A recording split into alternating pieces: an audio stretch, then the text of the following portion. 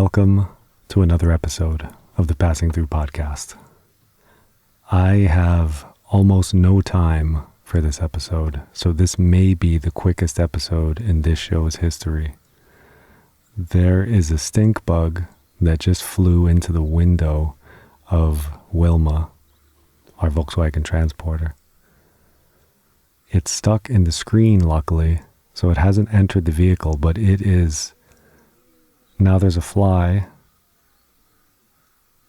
It is menacing me. It is taunting me. It is showing me its undergunt and belly and just laughing. It's kind of provoking me to just flick it through the screen so I could dislodge it. I'll let it sit there and spectate and listen and eavesdrop into this very hurried episode. I'm here in Hungary at a permaculture farm in the city of Terény. Not sure if I'm pronouncing that correctly. But it is a beautiful permaculture farm full of animals and life and stink bugs and flies and grasshoppers and bees and fish and sheep and cattle and chickens, all kinds of varieties of chickens, little chicks, ducks, turkeys, and deer. You may hear in the background right now some kind of bee that's trying to get into the van in the midday heat. Can you hear that? It may have even somehow gotten into the vehicle. It sounds so close. But the animal I wanted to speak most about are deer. I didn't know this. Male deer go into heat. They call this rutting. Females also go into heat at this time, and they call this estrus. And when we think of deer, we think of beautiful, majestic, graceful, prancing, cute little creatures like Bambi, or we think of these really kind of proud, strong bucks with big antlers looking out over a valley in a forest. You know, we have these connotations of these beautiful creatures. But when they're rutting, the males make a sound, and they do it at night. And each night is punctuated by completely depraved, demonic sounds that sound like demons lurking and prowling through the woods, laughing, screaming, grunting, groaning, moaning, just completely inhuman, savage, animal wild sounds. And when I first heard it, I didn't know what it was. I thought that it may be the dairy cows or the cattle that just roam around. But it was coming from the forest, and I thought, surely the cattle aren't in the forest, they're out in the pasture. And I couldn't believe it. I didn't know what it was. I couldn't imagine being in a tent, which some people here are, just right in the thick of it. I don't know how he's getting any sleep. It is loud. It is at a volume that is impossible to avoid. And you might think that I'm being dramatic or I'm exaggerating, but I've recorded it just so you can hear a little clip of what this sounds like. So I'm going to play that for you now. Take a listen.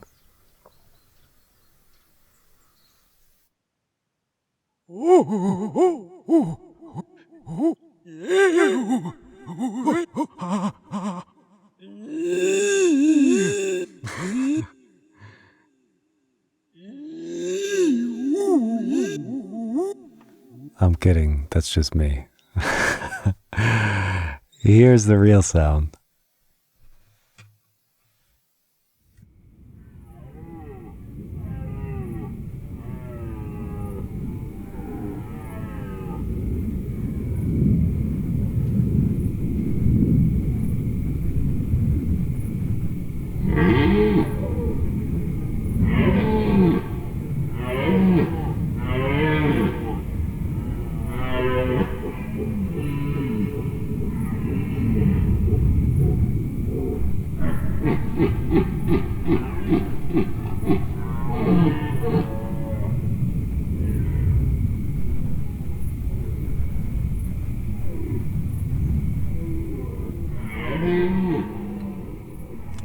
So that's deer.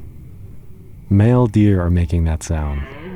And I guess it's a show of force, or it is a song to seduce the females. It's kind of like deer making bird songs, if you can imagine that. And it does not sound pretty or sweet or enchanting or anything that you might want to make sweet love to, unless maybe you're in like the ninth circle of hell somewhere inside Dante's Inferno. But it is scary. I've never heard this in my life. There are so many deer out here. We were driving from a nearby farm and the sun had set, so it was dark, and there were just deer out in the streets. We had to drive so slow through these windy forest roads to avoid hitting any of them.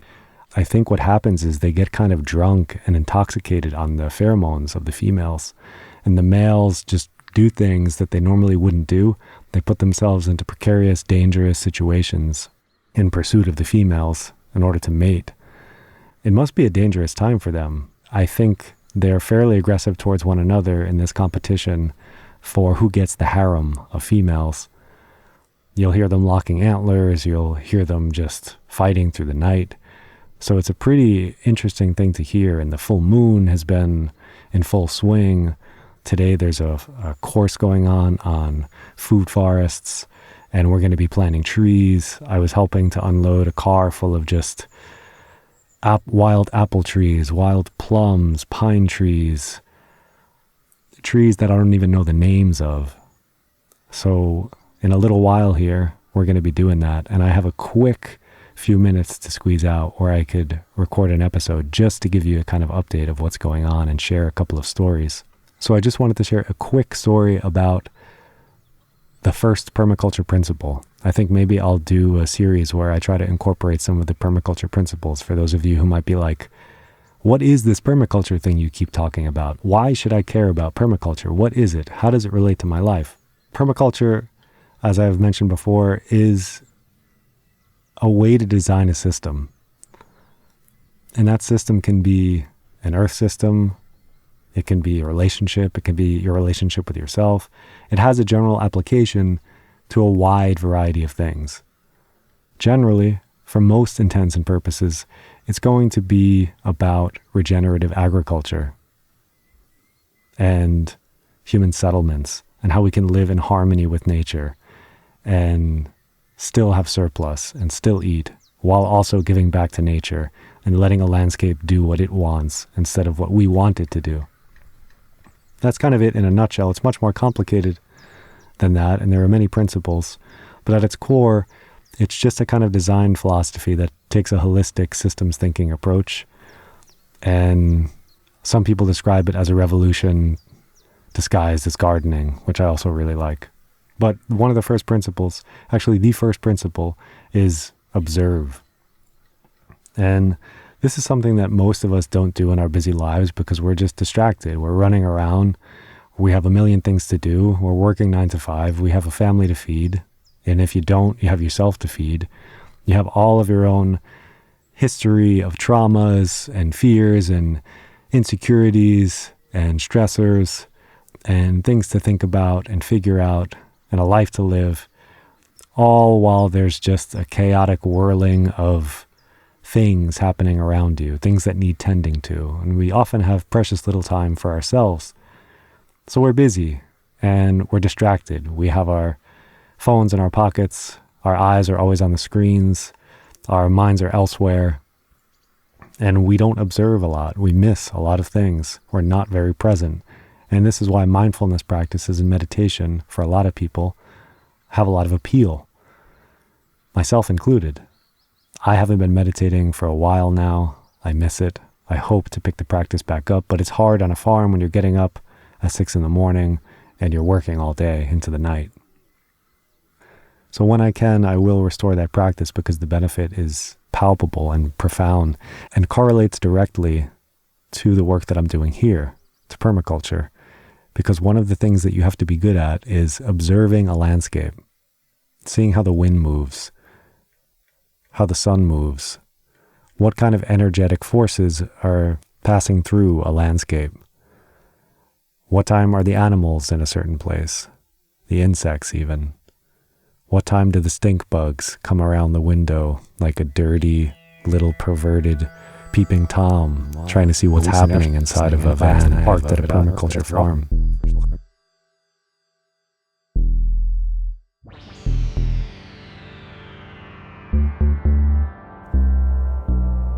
Welcome back to another episode of Stink Bugs Stink.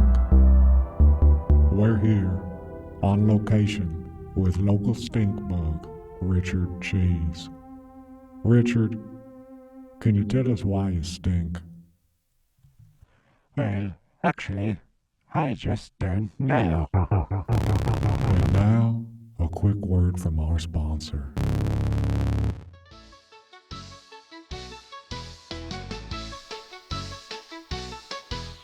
Has stink got you down?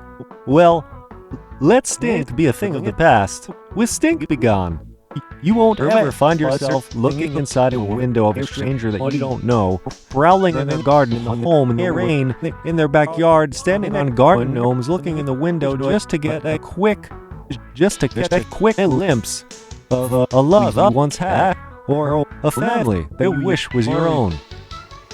With Stink Be Gone, all of those worries will be gone, because we're going to...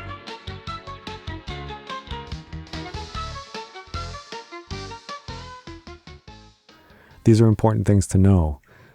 How does the water move when it rains? Knowing these kinds of things makes you a competent gardener, permaculturist, partner, worker, member of society, friend, whatever you identify as. The more you can observe and the more you pay attention, the more you see, and the more intimately you're connected to the thing that you're observing. You know, at the end of the day, the only thing we really have is our attention and time. And how we direct our attention in the time that we have is the story of our life.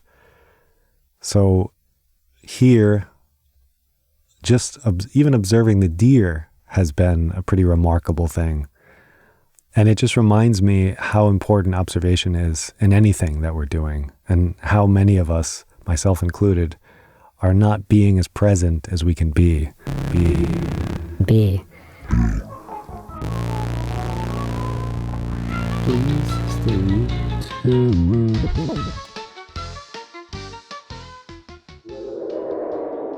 I didn't realize how dry my mouth had become after eating some super salted deer for lunch. And it was just all up in your ear when I was listening back to that content. So I've effectively just scrapped everything that was there for this previous episode. And that's going to have to come to you repackaged and reassembled in a new form in a future episode where there's more time and more hours in the day. But for now, I wanted to just close out with an eco tip, which is go and plant some trees.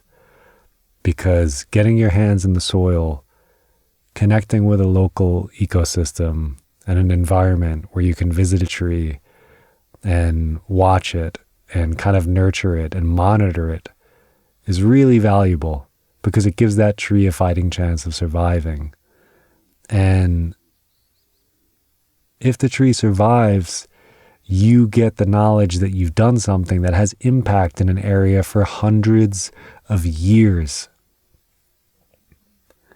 You know, if you planted a fruit tree somewhere, not only is it providing shade, not only is it providing nutrients for the soil, not only are those falling leaves coming down in autumn and providing mulch and nutrients back into the soil, but it's producing food, and not just for people, but for animals, birds, insects, for hundreds of years from just a small act that would take minutes. So that's the eco tip for this episode. And the reason that I bring that up is because right now we're taking a 3-day course on food forestry, where we're going to be planting over 1,000 trees at the permaculture farm that we're staying at. And it just dawns on me that this is such a huge thing that you can do for very little effort. And yeah, of course, there's more to be done than planting trees, right? That's not going to save the world if everybody just goes out and plants a tree. But it's one thing that you can do, and it makes a difference for those plants and animals and insects and birds and people who are in that area under that tree for the next 100, 200, 300 years. So that's the eco tip this time. I'll have a fresh episode for you with some new content and some stories next time when I have a little more time to record. Apologies for the quick one, and as always, be good to one another. I'll talk to you next time.